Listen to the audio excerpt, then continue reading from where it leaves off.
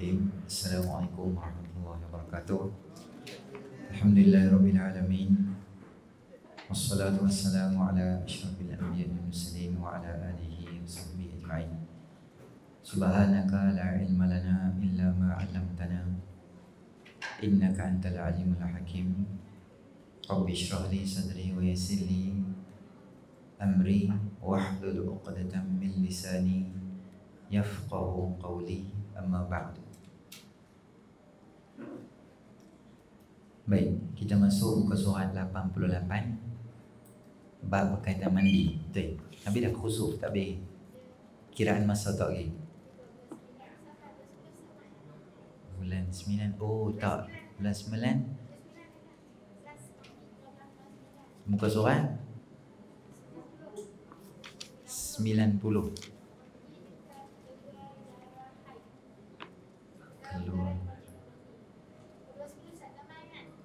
Main tapi kita ganti dengan tu program kita.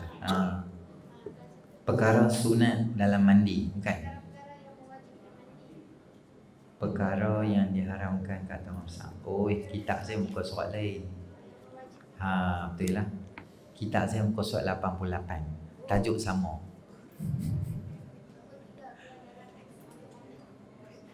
Okey.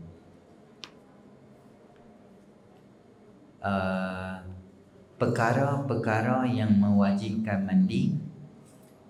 Nombor 3, keluar darah haid, iaitu darah yang keluar dari rahim perempuan yang telah sampai umur. Seawal umur datang haid adalah 9 tahun hijrah Qamariyah. Sekurang-kurang masa datang haid sehari semalam, sebanyak-banyak 15 hari 15 malam, tetapi pada kebiasaan 6-7 hari dan malam. Kemudian sekurang masa suci antara dua ada 15 hari 15 malam. Baik. Perkara ketiga yang menyebabkan seseorang tu kena mandi, kita bagi tahu mandi ada dua. Satu sunat mandi, yang kedua wajib mandi. Wajib tu bila berlaku beberapa benda lah. Dua awal kita dah bincang, bersetubuh dan keluar mani. Malam ni bincang berkaitan dengan darah haid. Darah haid ini adalah darah normal yang menunjukkan kata perempuan itu adalah orang yang sihat, yang dia keluar daripada faraj seorang perempuan yang normal secara bulanan. Orang perempuan ni, di mana sahaja darah yang keluar daripada badan dia, semua dia tak sihat. Kecuali satu sahaja lokasi faraj sahaja menunjukkan kata dia sihat. Kalau darah keluar kok mata, itu tak bagus. Darah keluar kok hidung, tak bagus. Darah keluar kok telinga, tak bagus. Semua tempat lah. Kok ketiak ke apa-apa, tak bagus.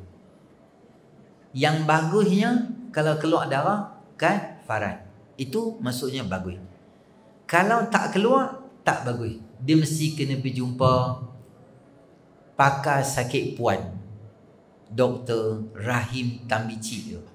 Kena pergi jumpa dia. Contohlah, dia tu hak glamour sekali lah. Hak lain-lain boleh juga. Lah doktor mana pun pergi jumpa, tanya sebab apa tak keluar. Dia akan bagi tahu lah, mungkin dia sihat ke. Jadi orang perempuan ni bila dia keluar darah ni, orang lelaki yang dah berkeluarga, dia kena tahu. Itu kalau kita tak berkeluarga lagi, sunat kita belajar. Orang lelaki lah. Tapi kalaulah kita dah berkeluarga, maka wajib kita ambil tahu. Ada sesetengah lelaki, orang perempuan, dia main tunjuk. Abang, koko macam ni macam mana? Boleh semayang ke tak? Abang dia kuning-kuning macam ni boleh semayang tak? Abang dia dalam kategori J-boy. Abang dia kata, aku tak tahu darah hampa main pasal, hampa suruh keluar darah, dia start motor pergi kena tarik. Yang ni suami kangaroo nama dia. Baik jadi kangaroo. Jadi kita wajiblah ajak isteri. Tak pandai, kena hantar pergi depa pergi mengaji mana-mana, kuliah muslimin, kuliah muslimat, kuliah muslimut, kena biajar. Kena hantar bagi depa mengaji. Jadi laki dia kena tahu jugalah supaya apa yang berlaku kepada emosi seorang wanita apabila darah tu keluar, dia kena tahu juga. Orang perempuan ni mungkin beberapa hari sebelum haid dia keluar, bulan tu dia tak sama. Setiap bulan dia lain. Kadang-kadang ada satu bulan tu haid dia tu dia seronok. Dia tak tahu apa, semua benda seronok, gelak apa semua, kucing dia mati pun dia seronok. Semua benda seronok, bumbung jatuh pada rumah pun gelak tu. Haid dia ni, isteri aku ni macam mental ke tak? 3 hari lepas tu dia pun haid. Oh ni haid, bulan ni haid seronok. Dia tak apa benda semua seronok gitu. Dia tengok semut pun dia terhibur. Dia semut duk jalan, oh seronoknya abang. Kata, bahai isteri aku ni. Bukan mental tak, itu biasa. Kadang dia moody, apa benda semua tak betul lah, apalah. Pasal washing machine boleh bergaduh, pasal controller boleh bergaduh, pasal TV boleh bergaduh. Dia perempuan tu dalam drama dia dengan lelaki tu bergaduh, dia boleh bawa bergaduhan tu main gaduh dengan lelaki dia pula kat luar. Sebab apa isteri aku pelik sangat? Oh, 2 hari lagi nak haid rupanya. Ada haid marah. Semua benda nak marah. Biasa anak kalau bawa stalking kat lantai tu biasa lah. Tapi hari tu stalking tu jadi macam ribut yang El Nino. Mai pada Filipina dia gulung habis semua, mampu je gitu ya. Dia tak apa, semua benda nak marah gitu kan. Suami dia bawa kereta. Suami dia dengar radio. DJ perempuan tu duk cakap lah macam berita ke apa ke. Suami isteri dia telefon. Abang, tu. Berita kuat lah dengar. Dia kata perempuan mana dalam kereta? Tak, ni berita. Dia dengar tak dengar gitu. Dia kata itu jadi isu. Sampai bergaduh-gaduh. Jadi orang lelaki yang bijaksana, dia kena cerdik. Dia tahu tarikh 9, 10, 11. Kalau 13, 14, 15 Ayyamul Bid, hari putih. Yang ni hari hitam melegam. Dia tahu lah. Hari-hari ni dia main. Ada bulan tu dia teringin tak apa-apa. Dia emosi dia tak stabil. Dia punya wiring semua jadi longgar. Jadi seorang suami yang pandai, dia tengok isteri dia mengamuk tak apa-apa, dia tak akan ambil hati. Dia pun buat tak hati. Biar mengamuk habis tumbuk ke apa, nanti okey, dia sendiri tidur, esok pagi dia okey. Itu baby kat dia. Itu dia punya factory setting. Sama nikah orang Malaysia ke, Jerman ke, Brazil ke, Australia ke, Negro ke, Nigeria ke, dia sama sebab factory dia sama. Tengok belakang dia tulis Samsung. Semua sama macam tu je. Dia jenis Samsung gitu. Jadi bila darah keluar, kadang-kadang orang lelaki ni kena teman isteri. Kadang-kadang dia jadi senggugur, dia sakit pinggang, ada jadi migraine. Dia adalah setengah-setengah orang ni dia tak sama. Ada orang dia punya period pain dia tu sangat teruk sangat. Sampai kalau kena tu dia jadi sakit pinggang. Kalau boleh suami yang pandai, kalau hari-hari yang dia teruk tu, abang dah bulan ni tak boleh semayang dah. Okey tak apa, esok tak payah masak. Esok abang beli masakan ni, boleh rest 1 hari. Tu suami bijaksana dan cerdik dan gemilang terbilang. Suami jebon dia tak tahu apa. Hang ni kerja sakit tiap-tiap bulan tak ada apa dah. Maki laki dia pula. Tu suami tak apa pandai lah. Jadi ilmu rumah tangga suami kena ada. Nampak macam isteri teruk dengan anak-anak kecil semua. Kita kidnap semua anak-anak kita. Kunci pintu, bagi dia rehat. Me time untuk dia. Her time dia. Ambil anak semua main duduk tu. Ambil pasal yang beli plastistin ke apa. Beli kedai RM2 ke apa-apa. Hang lungguk mainan bagi anak-anak main. Jangan kacau mak tu. Biar dia duduk separuh hari tu bagi dia rehat sikit. Semua orang tak sama. Ada isteri yang teruk, ada isteri yang biasa. Dia sikit-sikit gitu je. Ada orang dia tak sakit tapi emosi dia tak stabil. Ada orang emosi dia boleh kawal tapi sakit badan jadi 1-2 hari tak boleh pergi mana. Masa tu kita janganlah paksa isteri tapi kenuri.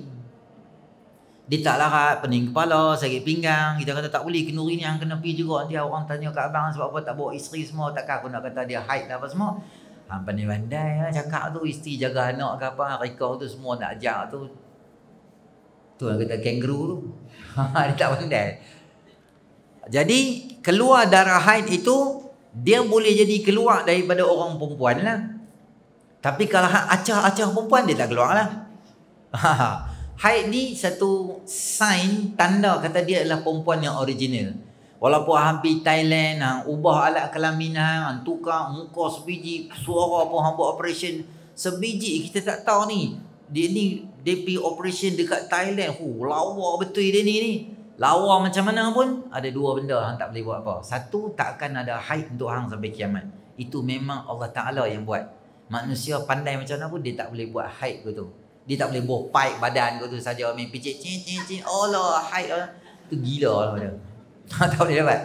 Yang kedua, hang takkan boleh mengandung. Orang yang ada haid, maksudnya dia masih boleh lagi mengandung. Sepanjang mengandung, haid tak ada kebiasaannya. Tapi ada orang yang ada juga kebiasaannya, tak ada lah, dia stop. Sebab tu darah yang stop selama hampir 9 bulan, dia akan keluar masa bila? Ketika hari nak beranak tu. Lama dah, masa hari nak keluar tu, dia ayak ban dia buka.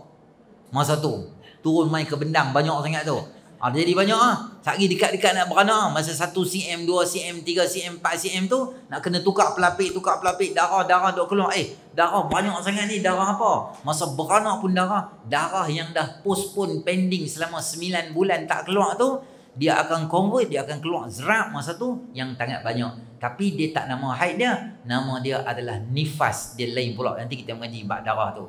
Maknanya haid ni dia boleh jadi mai, boleh jadi tak mai. Tapi semua orang dia tak sama. Kebiasaannya dia akan mai.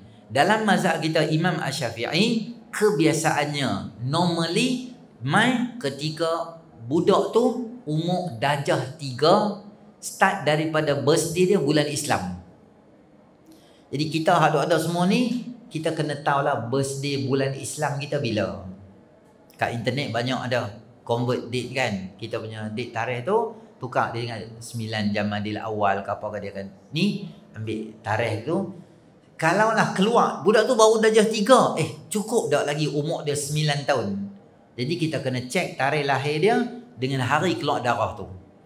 Kebiasaannya negara kita di Malaysia ni, saya mengajar di sekolah 16 tahun, sekolah rendah, saya belum pernah lagi jumpa budak darjah 3 ada haid, tak ada lagi. Jadi saya masih lagi akan salam dengan budak perempuan yang darjah 3. 1 salam, 2 salam, 3 salam, 4 saya tak salam dah. Dan saya pesan dekat mereka budak darjah 4 ni, start daripada darjah 4 ke atas, jangan salam dengan mana-mana guru lelaki. Guru lelaki jangan salam. Budak perempuan darjah 4 ada haid, darjah 5 ada, darjah 6 normally lah, dalam 95% dalam kelas tu kebanyakannya dah mula ada haid apa semua, dia perangai lah. Biasa kalau bahasa kasar jadi gedi tak tahuan tu macam dia main umur tu darjah 5, darjah 6. Lah tahu budak-budak pakai ni. Ada satu gelang tau. Gelang color hitam saja habaq lah. Kok kita tak tahu. Dia gelang macam getah rambut, tapi dia nipis. Dia bukan getah bancuh bungkus nasi roti canai tu kan. Gelang tu dia cantik, color hitam, nipis, tak tebal macam gelang rambut, tak buruk macam getah biasa tu. Dia gelang tu nama dia. Getah, gelang. Tu gelang apa tahu orang panggil? Gelang taken. Gelang taken tu maksudnya aku dah berpunya. Ada orang dah ambil aku dah. Aku ada markah kelas sebelah. Jadi aku pakai. Bila hang tengok dia ni, oh ini hang tak boleh kacau. Ni bini orang. Macam tu. Dia minta hak gila tu. Dia punya syok nak kahwin. Saya panggil dia, saya tanya dia, hantar tak harga pampers pad berapa? Dah nak gatal nak menikah kan? Dah hantar tak Mami Poco harga berapa pampers tu? Hantar Dash Lady 1, 2, 3 dengan Dumex tu berapa harga satu paket yang ketak nak kahwin tu? Hantar sewa rumah berapa? Hantar kalau ada beli kereta berapa costing bulanan kena bela kereta tu? Hantar sewa bulanan rumah kat Pening ni harga berapa? Hang dengan seluar kecil pun mau beli. Sekolah pun makan RMT. Dapat rancangan makanan tambahan dekat sekolah. Vocabulary English pun terabak. Karangan bahasa Melayu dengan tata bahasa dengan peribahasa pun benda Arab. Dengan semua benda tak tahuan kau tu, gadai nak menikah. Mama, kalau sekolah menengah tu tingkatan 1, tingkatan 2, tingkatan 2 kawan dengan budak form 1, dia panggil budak form 1 mama. Kira macam mak dah lah, kira kahwin dah lah. Gatal nak nikah. Itu reality. Tu gelang taken nama dia. Jumpa undertaker dalam kepala. Siapa? Dia pakai gelang, aku panggil mak pak menikah di perhimpunan tu. Terus dandan tu buka tu. Darjah 3 maknanya bukan taken. Darjah 3 dia boleh jadi datang. Kalau mai, katalah darah yang sama, lokasi yang sama, keluar, tapi dia baru darjah 2, itu bukan darah haid dalam mazhab kita Imam Syafi'i. Darjah 3, start daripada darjah 3 dan ke atas, dia boleh jadi haid. Dan bila dia keluar darah tu, yalah, sebagai mak ke ayah ke, kita kena bagi bimbingan, panduan apa yang boleh, apa yang tak boleh. Ketika orang tu, anak-anak kita, dia mula keluar darah daripada badan dia, itu semua benda-benda yang dia tak pernah lalui. Dia nak kena pakai tuala wanita, dia mesti rasa rimat. Dia, yalah, mungkin dia rasa gatal ke tak selesa ke, nak cari yang sesuai besar dengan dia, panjang, kedudukan tidur dan sebagainya. Jadi biasa-biasa di sekolah ni memang di bilik kaunseling ke apakah, memang kita ada spare lah. Tola-tola wanita ni kadang-kadang budak-budak sekolah kan tak main, lupa main gitu kan. Jadi kita ambil berat benda-benda tu. Tu yang pertama.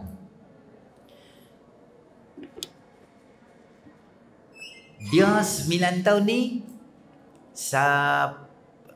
Imam Syafi'i setelah dia buat kajian kepada makcik-makcik yang ada di seluruh Mesir ketika tu. Ditanya biasa macam ni, biasa macam mana, kajian. Bukan atas nama keluarga sahaja, tapi kajian sehingga dapat kesimpulan umur 9. Dalam mazhab-mazhab lain bawah lagi dia boleh dikira haid jugalah. Cuma mazhab Syafi'i dia kira 9. Sebab apa? Dia ikut pemakanan, cuaca, pergaulan. Semua benda tu dia memberi kesan kepada haid yang cepat. Mungkin dia makan tu herba banyak ke, cuaca dia tu sejuk banyak, panas ke, suasana yang macam khatulistiwa macam kita apa-apa, semua benda tu dia boleh menyebabkan beri kesan kepada orang yang keluar haid. Pergaulan, kadang-kadang kita tak tahu dia makan apa dekat rumah dengan family dia. Dia jenis tak makan nasi sangat, dia tak makan pedas sangat. Mungkin orang dah jenam dah main dah, dia dah jenam tak main lagi. Sebab itu biasa, bukan mesti paksa awal. Main, tak main tak apa. Dan sebanyak-banyaknya 15 hari 15 malam. Paling banyak orang tu dia boleh keluar haid, dia boleh keluar je bila-bila. Cuma sampai 15 hari sahaja maksimum. Sebab tu orang perempuan dia kena mula tanda. Kalau main hari apa, kalau boleh kita ada kalender, kita tanda. Anda punya handset kita pun boleh, tarikh ni keluar haid. Atau abang suami dia ingat hari tu jadi apa-apa ke, hari ni tarikh aku main. Jadi dia tak ingat kadang-kadang. Jadi kita ajak anak-anak kita dengan isteri kita, tarikh tu kita kena tanda. Sebab apa kita tanda? Sebab bila berhenti dan bila dia main balik, maka kita tahu apa benda yang kita boleh buat. Contoh saya bagi tahu. Katalah hari ni kebiasaannya haid kita main 9 hari bulan ni, hari yang biasa kita main 8, 9 macam tu lah. 8 tak main, hari ni dijangka 9. Maka kita hati-hati, masuk subuh semayang awal. Subuh tak risau sangat. Masuk Zuhur 1.10 tu hang semayang awal.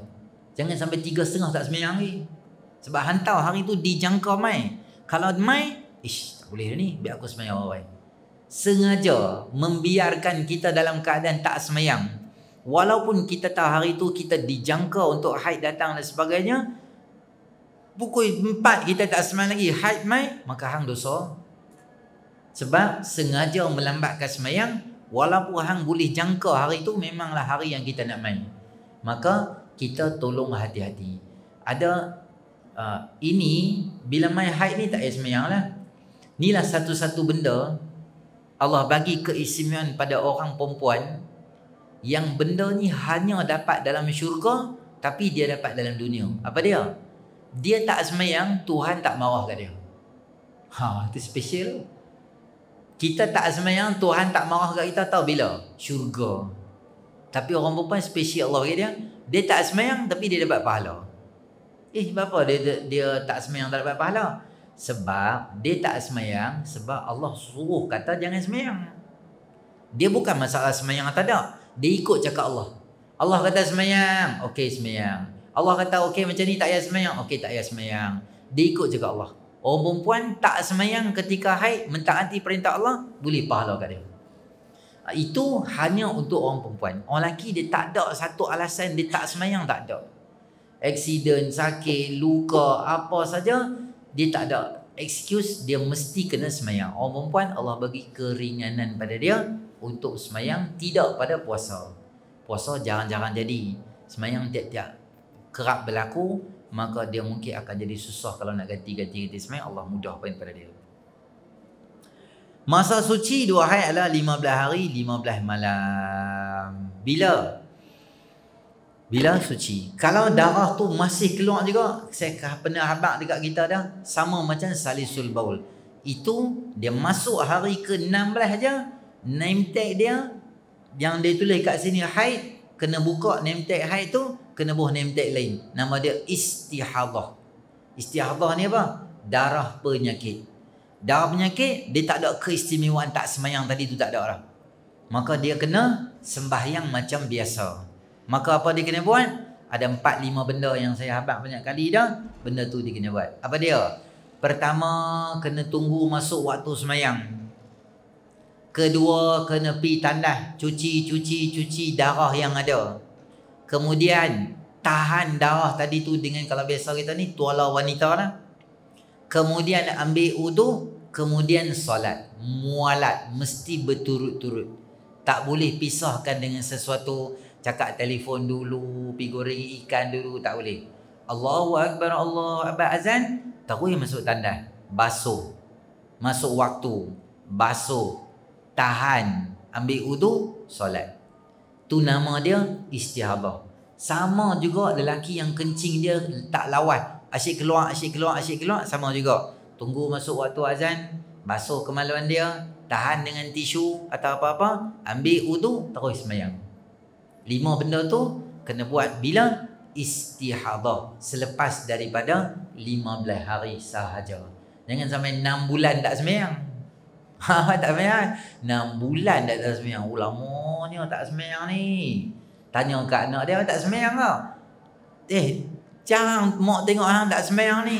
Itulah mak darah duk keluar hari ni, berapa hari dah. Ni masuk ni dah 3 minggu dah. 3 minggu tak sembahyang ni. Mak dulu lagi hebat, 8 bulan tak sembahyang. Dan ni mak SpongeBob nama dia. Lama tak sembahyang. Sebab apa lama tak sembahyang? Sebab darah keluar kat telinga dia dah. Darah keluar kat telinga kena sembahyang. Dia tak kena mana dengan darah air.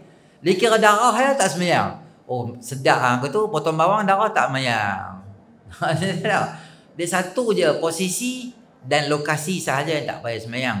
Jadi kena ambil tahu juga. Yang kita tak tahu supaya anak kita tak ranjau kita. Dia tak sembahyang, tak pergi mak. Dia tahan hamil sini. Berapa lama tak sembahyang ni, hanya merepek. Hari tu mak tanya minggu lepas, hari Selasa. Ni berapa hari dah? Ni rasa lebih pada 2 minggu dah ni. Masuk hari ke-16, 17 dah ni. Macam mana tak sembahyang pula ni? Dan tak keluar darah lagi. Habis sembahyang sekarang. Buat macam ni. Esok ikut mak pergi klinik, pergi cek tengok. Berapa hari tu tak keluar, tak berhenti-berhenti keluar lagi. Atau tak keluar-keluar. Mungkin lah. Mungkin dia baru darjah 6, form 1. Ketika tu dia macam kestabilan tu dia tak apa ada lagi. Nanti dia lama-lama sikit dia baru stabil, dia punya masuk keluar. Darah keluar tu dia stabil sikit. Darah yang keluar tak sampai tempohnya 1 hari 1 malam atau lebih dari 15 hari, dia bukan darah haid. Ianya darah istihadah.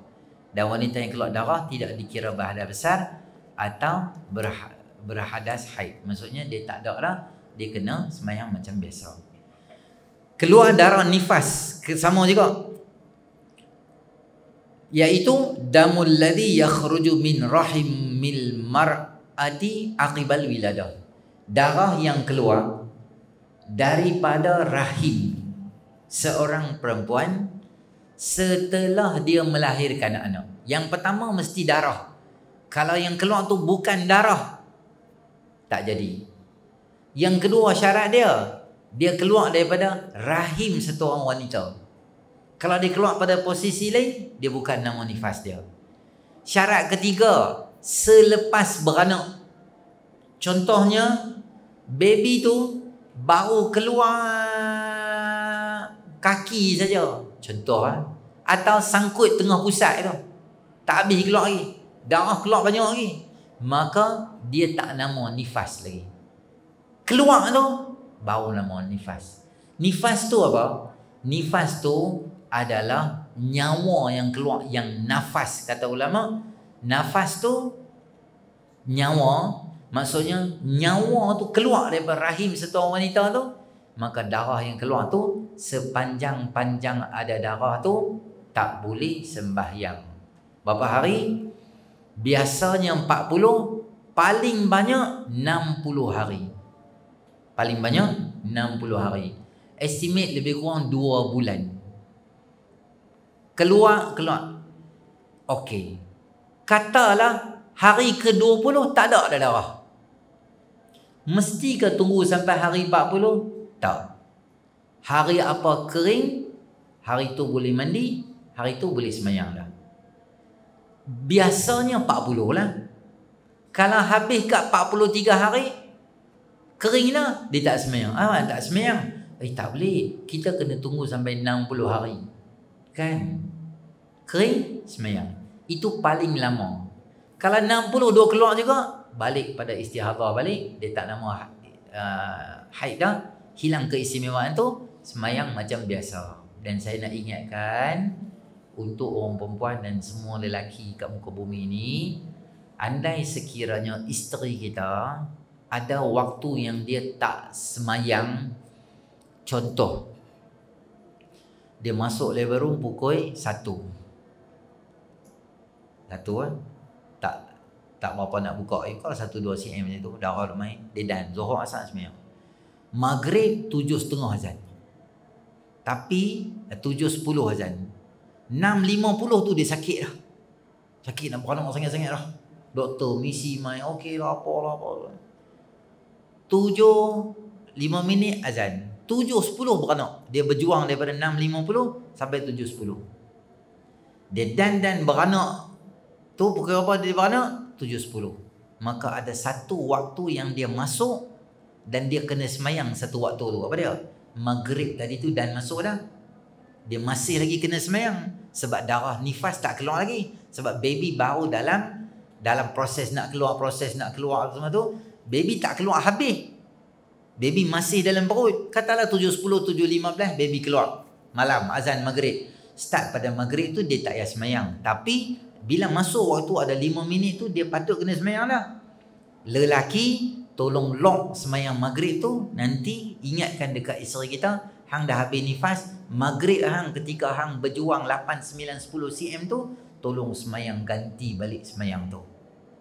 Dan sebagai langkah ihtiyat, langkah berhati-hati, contoh, orang perempuan dia datang haid pukul 6 petang, maka daripada pukul 4.30 sampai 6 tu dia patut kena semayang dah. Maka waktu tu hang kena ganti nanti. Jangan buat lupa. Nombor 2, katalah hari tu dia dah mula dah koko kuning dah, macam nak habis sangat dah. Pukul 11 dia tengok tak ada. Ada lagi lah sikit-sikit ujung-ujung kita. Pukul 6.30 balik kerja tu dia check, memang tak ada dah. Maka sebagai langkah ihtiyat, berhati-hati, dia qada balik 2 waktu pada dia. Dia tak payah qada 2. Dia qada Zuhur sahaja. Asar tadi pukul 6 kan, dia dan mandi, dia semayang asar. Habis semayang asar, semayang Zuhur ganti. Sebab apa pula? Sebab hang last check pukul apa? Pukul 11. Kemungkinan pukul 3 dah kering dah. Kemungkinan pukul 4 kering dah. Masa tu kena semayang Zuhur. Hang tak semayang Zuhur, hang check 6.30 sebab jam lah apa semua dalam kereta, payah nak check sampai rumah dah selesai dah kita check. Kena ganti balik sebagai kemungkinan boleh jadi benda tu dah kering awal, hang yang check lambat. Jadi ada orang perempuan dia suka kalau haid main yahoo tak payah semayang. Dia macam seronok sangat kalau tak payah semayang. Ada orang jenis tu semayang pun bukan baca wali Allah, semayang sampai koyak sejadah, semayang macam tu Assalamualaikum salam lepas sejadah tidur balik. Semayang terus tu je. Tapi dia punya seronok tak semayang. Jadi kita kalau nak semayang atau tak semayang, kita kena hati-hati. Sebab tu ada kalender yang kita kena tanda siap-siap lah. Kalau boleh download satu app dekat telefon kita tu, kalender tu kita simpan untuk kita buat kiraan haid je. Mai je kita buat. Hari ni mai. Jadi kita boleh check 2 minggu dah aku mai macam ni. Buat reminder ke apa-apa supaya kita tak terlepas semayang kita atau kita kena semayang jugalah. Kalau jangan buat terlambat macam tu. Rukun atau tak boleh. Bersalin atau keguguran. Tadi tu 60 hari paling lambat lah. Lepas pada tu maka dia jadi tu. Bersalin atau keguguran. Apa beza keluar nifas dengan bersalin? Sebab apa? Wiladah ni dia masuk dalam kategori lain, tak masuk dalam nifas. Sebab ada orang kat dunia ni dia beranak tak ada darah. Dia beranak tapi keistimewaan Allah bagi dia tak ada setitik pun darah, tak tahu baby keluar ya. Kalau jadi macam tu, macam mana? Baby dia keluar, darah tak ada, nifas tak ada. Kami macam mana? Kami kira kena mandi wajib ke? Ya, kena mandi. Sebab wiladah. Beranak ya, baby keluar je, ada darah ke, tak ada darah ke, nama dia adalah kena mandi wajib juga. Dan atau keguguran. Mati selain daripada mati syahid, ma'rakah. Orang yang mati, kita kena mandi wajibkan dia. Orang yang mati syahid, haram mandikan dia. Tak boleh mandi. Kerana bahan bukti tak boleh dihilangkan. Kalau kita kat dunia ni berlaku tembakan, berlaku rompakan, maka kita tak boleh pergi ambil peluru tu senang-senang dengan tangan kita, tak boleh ambil. Kena biar macam tu ya. Unit forensik akan main. Dia akan ambil dengan kepik dia, ambil bor dalam plastik, dia akan bor kertas, dia lekat ke tu. Dia akan bawa pi, dia cek daripada peluru tu, adalah cara-cara dia cek ke tu. Cap tangan ke apa-apa semua dia boleh cek. Tapi kalau kita cuci tempat tu, kita pergi sanitize, pergi panggil orang cuci, malam berlaku rompakan, kita lap dengan Dettol semua, polis main tangkap kita.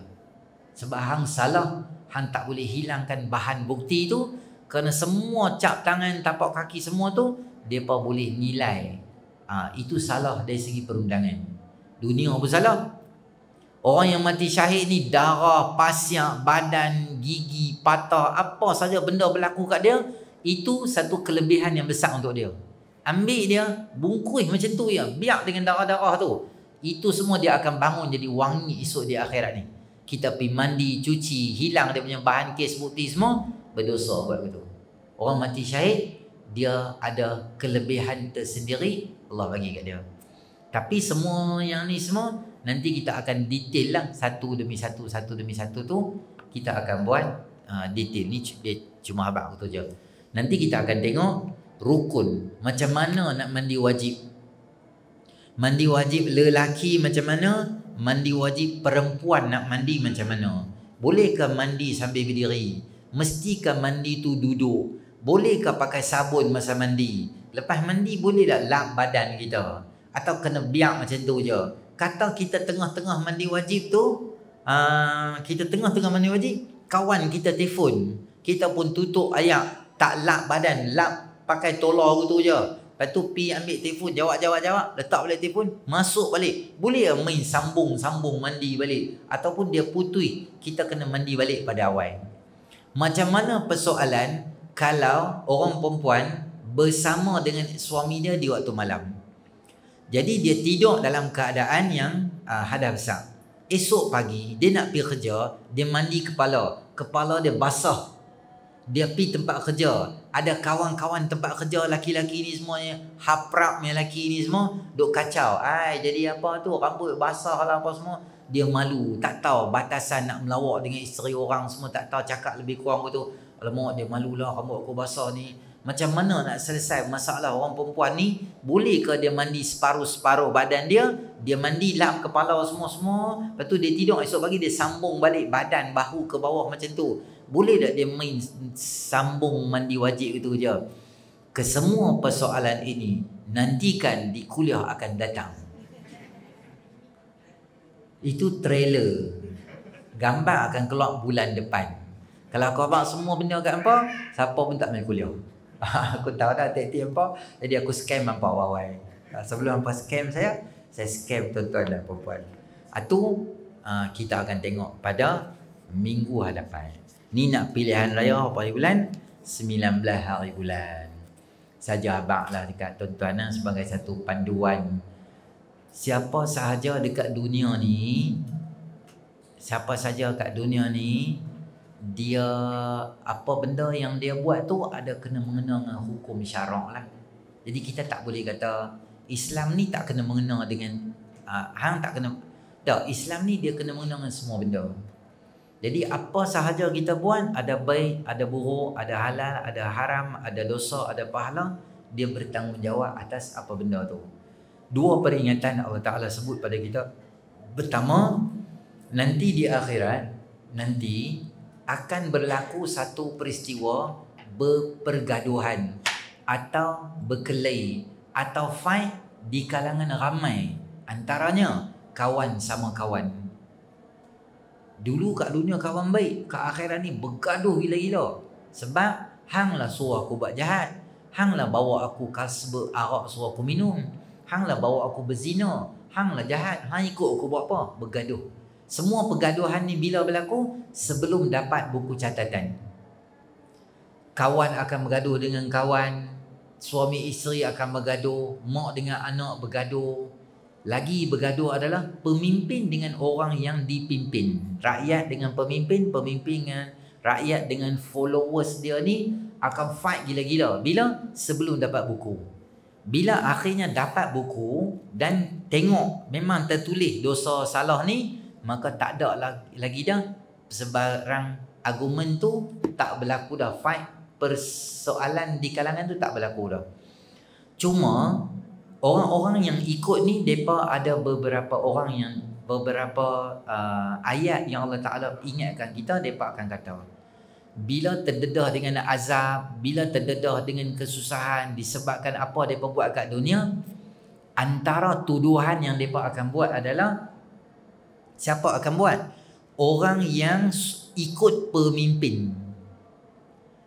Orang yang ikut pemimpin yang salah, pemimpin yang dosa, pemimpin yang ajak buat rasuah, pemimpin yang ajak buat benda jahat kat dunia ni, hang diam.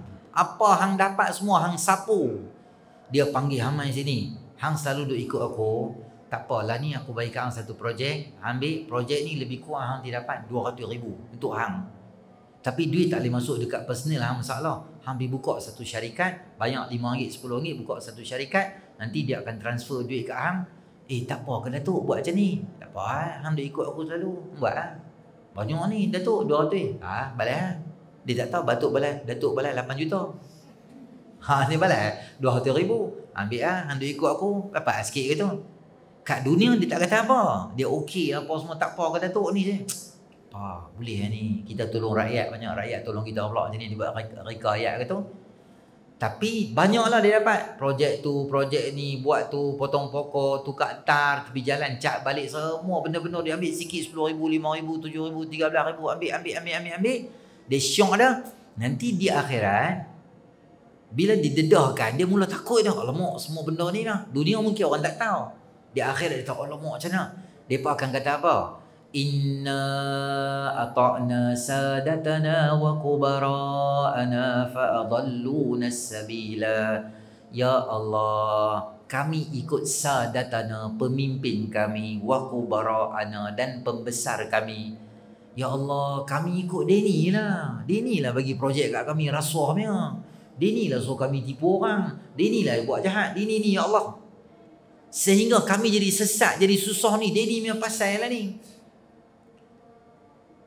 Rabbana atihim di'faini minal azab. Ya Allah, ambil 2 kali ganda api neraka azab ni, lempak atas kepala dia ni korang ajak ni. Ai kat dunia kami jilat bau. Dia buka, okey jilat bau. Lap. Okey, nak ambil macam tu. Tak kata apa, buat apa pun ikut je. Tapi dia kat akhirat, dia kata wal anhum la'nan kabira. Ya Allah, kalau boleh dia ni bagi laknat yang paling besar kat dia ni tak guna sedih lah, haprak maki dia tu gila-gila. Padahal kat dunia dia ikut dia tu, ikut macam-macam kan. Bila kita follow orang yang dia jadi pemimpin dan kita pun tak, dia buat benda jahat ke apa, kita ikut je. Bahaya ikut orang, terutama pemimpin, sebab ada ayat yang khas pemimpin kalau dia tu tak baik, kita ikut dia. Jangan syok ambil apa benda-benda dia, akhirnya kita terjerat. Tuan-tuan kalau tengok dalam Quran, kebanyakan yang tak berapa minat dengan Islam ni, dia punya ayat dia waqalal malaul ladzina kafaru min qaumihi waqalal malaul ladzina istakbaru min qaumihi. Berkata orang-orang yang kafir di kalangan pemimpin-pemimpin mereka. Berkata orang-orang yang takabur di kalangan pemimpin mereka. Hak duk fight dengan Nabi-Nabi ni semua, kebanyakannya hak duk di atas. Dia tak suka kat Nabi, Nabi Nuh ke, Nabi Hud ke, Nabi Saleh ke, Nabi Syuaib ke. Kebanyakannya hak duk di atas ni memang bara kat Nabi-Nabi, dia tak suka. Hak duk di atas ni dia tak selalu dia minat dengan Islam. Ada dia minat, ada pemimpin yang bagus dan baik, bukan tak ada. Tapi nak cari memang jiwa dia betul untuk Islam, tak tahu. Tu Allah saja yang tahu. Jadi kita ni, saya tak salahkan pemimpin. Katalah dia ni seorang pemimpin, dia duduk di atas. Saya tak kata dia. Saya kata siapa? Kata kita ada kat bawah. Sebab siapa yang ada kat bawah, mereka ni yang lambung dia bagi ni atas. Dia ni tak salah. Mereka ni yang salah. Jadi sebab tu kita nak perbetul yang di atas tu, kita kena perbetul orang di bawah. Kalau hak pi mengundi ni macam tuan-tuan, hak bagus, hak dia ni kuliah, hak ceramah, kita mesti nak cari satu manusia yang watak dan jiwa dia macam kita, orang baik-baik. Tapi kalau orang duduk di bawah ni semua kaki judi, kaki menari, kaki merepek, kaki dangdut, kaki merepek, lara 24 jam, dia takkan nak cari satu orang masjid, surau, kuliah nak jadi duduk di atas. Dia kalau jiwa dia mak rempit, mesti dia cari orang mak rempit duduk di atas. Kalau jiwa dia ke situ, dia akan cari. Jadi sebelum kita nak perbetul orang duk ada di atas, kita perbetul orang duk di bawah. Sebab tu zaman Omar bin Abdul Aziz, dia pemimpin yang baik. Allah bagi keamanan, bahkan topik perbincangan di kalangan mereka semua berlega di kalangan benda baik-baik. Apa dia? Kalau jumpa kawan di kedai makan kan, "Weh, hang sana? Siap nak mau tahu juga. Hang dah buat duha dah hari ni." Sembang tu buat duha. Hang berapa? Aku baru buat 2. Lambat aku buat 8 dah. Oh, tak boleh. Sat aku nak pergi tambah lagi 6. Sembang macam tu kan. Weh, hang hari ni dah baca kafi ke belum? Tak baca lagi. Jujur kita pergi baca. Hang baca juzuk ah. 2 juzuk baru. Lambat. Hari ni kami 4 ah. Tadi masa rehat kami makan laju, kami pergi baca Quran lagi. Sembang tu kan. Ada tuan-tuan pergi kedai makan boleh jumpa satu meja cerita pasal ni. Satu je meja. Bukan kata orang biasa, geng baru balik kuliah punya sembang benda tu. Geng baru balik kuliah, PTT di kedai sembang apa? Sembang apa tu lah. Nak cari orang lain lagi, pergi duduk di meja. Kata mereka duduk sembang-sembang, sonok pasal bola lah, Arsenal lah, Liverpool lah, apa lah sembang tu. Kita pergi duduk, kita pergi sembang mereka. Weh, macam mana? Tadi pagi hampa buat dah duha. So, dia berarti usia kita. Ni mana Mesir pula main ni. Ni duha pergi masjid lah, para duha tahun. Kita kena maki 8.2 kilo. Padahal kita cerita pasal duha. Nak abang kata macam tu. Zaman orang baik duduk di atas, orang semua cakap benda baik, tak ada merepek, tak ada merapu apa semua, tak ada. Tapi kalau duduk di atas tu semua merepek, di bawah ni semua kepala duduk merapu betul. Merapu, merepek, semua benda tu. Jadi saya mohon pada semua kita yang ada di sini, tak adalah kempen parti mana-mana. Cuma kita fikir apa yang ada kat tangan kita ni, itulah boleh bawa baik. Kita fikir orang duduk di atas aku nak lantik ni, dia boleh bagi manfaat tak pada agama aku? Nombor satu. Dia ni kalau aku pangkah dia bagi duduk di atas, dia boleh tak jaga bangsa aku? Yang ketiga, kalau aku bagi dia ni duduk di atas, dia akan tambah ada masalah rasuah ke, dia dak ranjau orang ke. Boleh jadi tak dia ni? Oh, dia ni tak boleh, dia bagus. Dia ni kalau aku lantik dia ada tak jiwa dia untuk membantu orang? Dia ni ada orang bermasalah, integriti, amanah, ada kes rasuah ke apa ke, kes-kes apa ada jalan ke maka. Okey, dia ni clean. Yang penting dia boleh jaga agama kita, dia boleh jaga bangsa kita, dia tak bagi masalah pada agama terutamanya. Orang macam ni kita bagi dia duduk di atas. Dia akan jaga sebab bila dia amanah dengan Allah, dengan rakyat, dia tak ada masalah. Kalau dengan Allah pun dia kecoh, dia semayang dah, dengan keadaan family dia pun jauh daripada agama dan sebagainya, dengan Allah pun dia ranjau, macam mana dia nak tak ranjau kita? Kemungkinan besar dia nak murung tu dia ada. Maka biarlah kita bijak dalam memilih. Jangan tak pergi undi. Ada orang tak payah pergi undi lah Ustaz. Lantak lah, siapa naik pun tak boleh juga tu. Kita pergi tunjukkan hasil kita atau pemilihan kita, dan kita berdoa pada Allah supaya Allah beri pemimpin-pemimpin yang baik. Dia dua lah kena ada pemimpin ni. Satu, integriti, amanah, qawi dengan amin. Qawi, kuat tu kena ada. Kuat tu apa? Bijak, cerdik, takbir, dan dia dalam masa yang sama amanah, bawa baik pada rakyat dan sebagainya.